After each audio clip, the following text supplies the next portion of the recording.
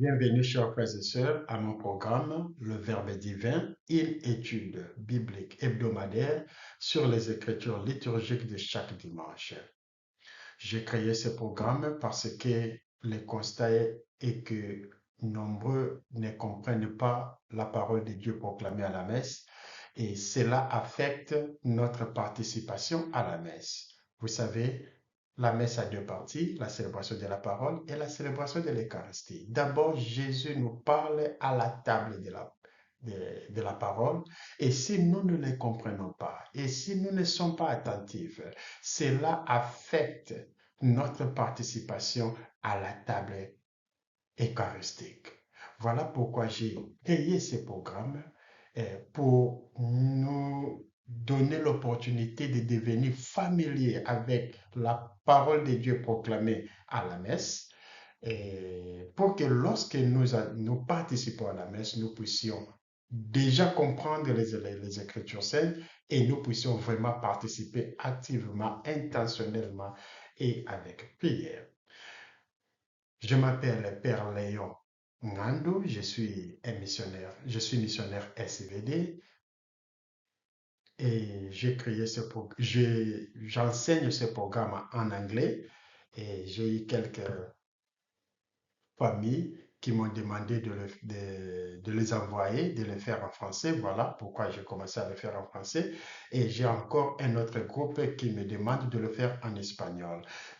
Tout ça, c'est pour dire que c'est vraiment important et je vous exhorte de suivre ces programmes chaque semaine en famille, en groupe, avec les amis, les enfants, les parents, pour que vous deveniez ou nous devenions familiers avec la parole de Dieu proclamée chaque dimanche, pour que lorsque nous participons à la messe, nous puissions vraiment participer activement.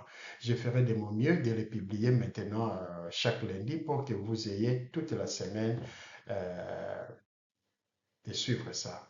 Aussi, je fais de mon mieux de le faire en 10 minutes minimum et 15 minutes maximum.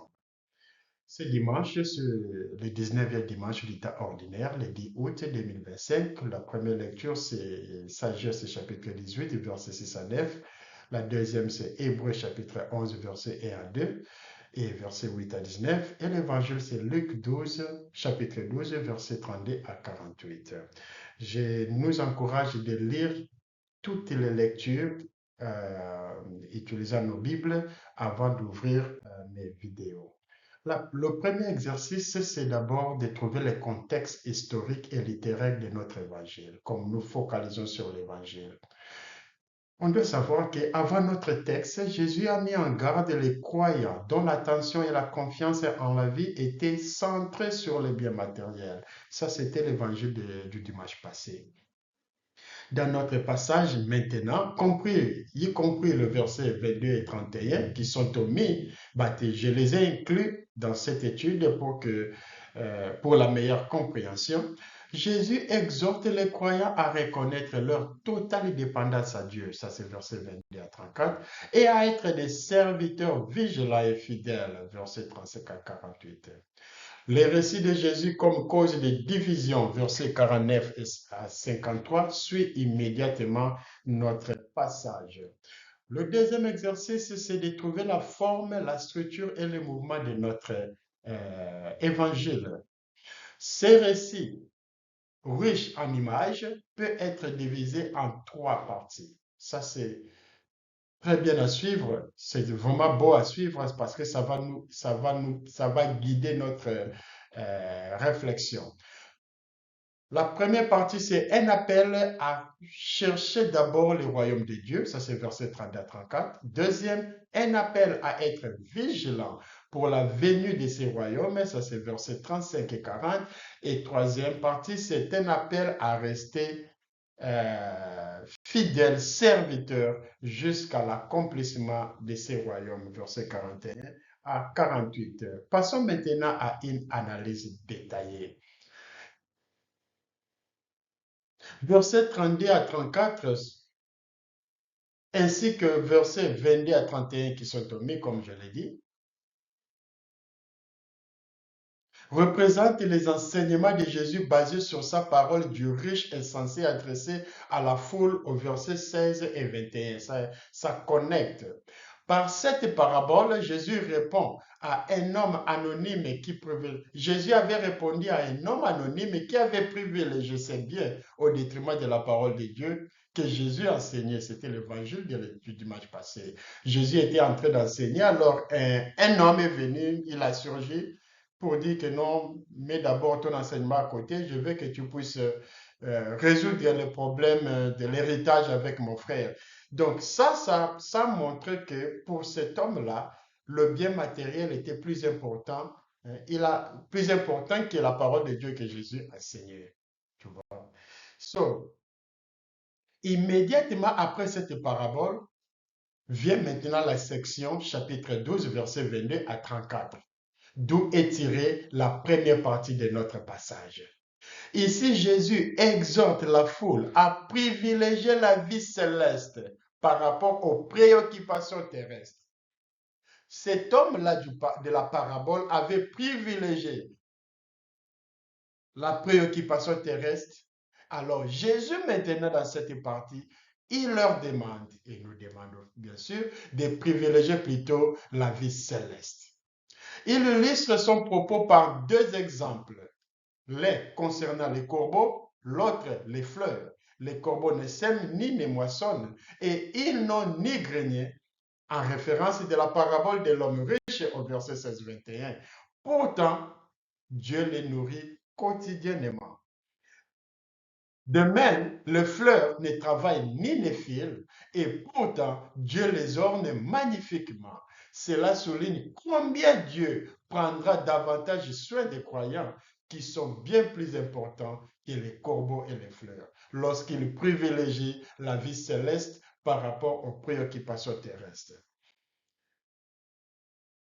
Ainsi, au lieu de se préoccuper des choses terrestres qui leur seront également accordées, les croyants devraient rechercher d'abord le royaume de Dieu. Dieu est heureux de leur donner.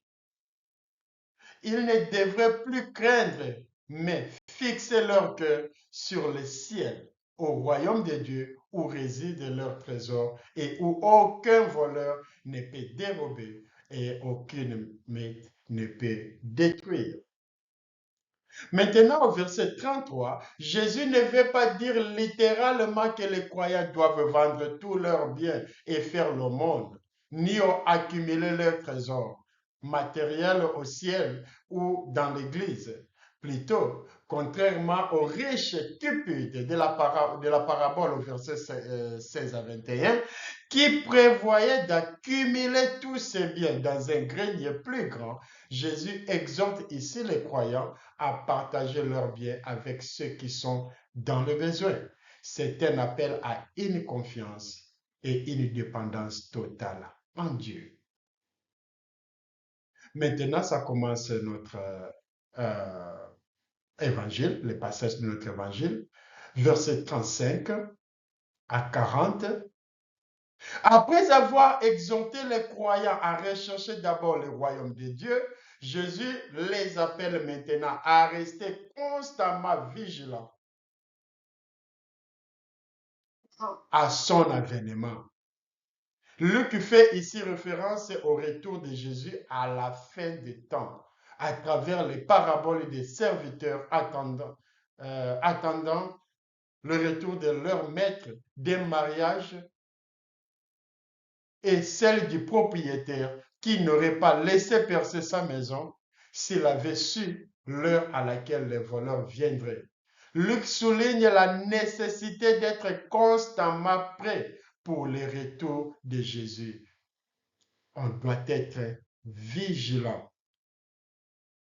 Versets 41 à 48, en plus d'être constamment vigilant, pour le royaume de Dieu, que les croyants sont appelés à rechercher en premier lieu, Jésus les appelle à également rester fidèles à ses enseignements jusqu'à l'accomplissement de ce royaume à la fin des temps. L'ensemble des paraboles de ces passages se rapportent à la compréhension que Luc a su des retours de Jésus.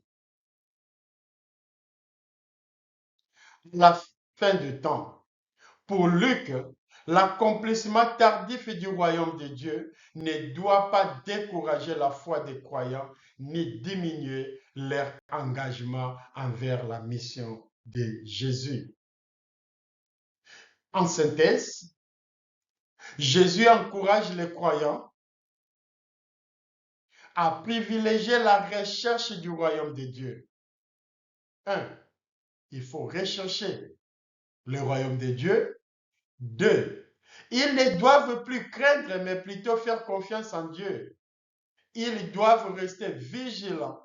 Et 3. Ils doivent être fidèles aux enseignements de Jésus. Donc, 3 choses. 1. Privilégier la recherche du royaume de Dieu. 2. Être vigilant jusqu'à l'accomplissement de ce royaume. Et 3. Être fidèle aux enseignements de Jésus pendant qu'on est vigilant. Quelle est maintenant l'implication pastorale?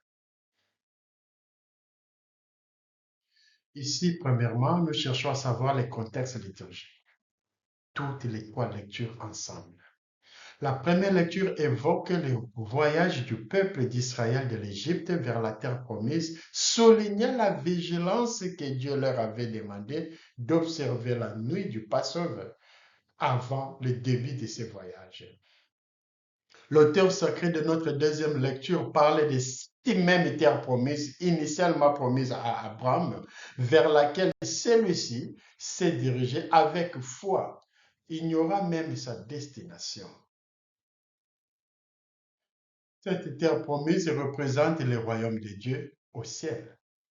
C'est pourquoi dans l'Évangile, Jésus nous demande, 1, de rechercher ce royaume en premier lieu, 2, d'être vigilant et 3, d'être fidèle à ses enseignements jusqu'à la pleine réalisation de ce royaume à la fin du temps. Maintenant, qu'est-ce que l'Église nous enseigne aujourd'hui? Ça, c'est le temps de lectio divina, le partage biblique. Je vous invite de partager ce que vous pensez, Dieu vous a révélé, Dieu vous a enseigné. Ça, c'est, vous êtes sur YouTube, dans la messagerie, dans les commentaires, écrivez en bref une leçon ou 2 ou 3 leçons vous pensez que vous avez apprises, la leçon que vous avez apprise pendant cette étude biblique. Qu'est-ce que vous pensez? Qu'est-ce que Dieu vous a révélé? Qu'est-ce que vous avez appris dans cette étude biblique? Euh, Partagez votre réflexion. Votre partage aidera aussi les autres euh, à apprendre de votre expérience. Et je vous demande de ne pas oublier à liker ou à aimer mes vidéos et puis à vous abonner. Merci beaucoup et à nous revoir la semaine prochaine. Que Dieu vous bénisse.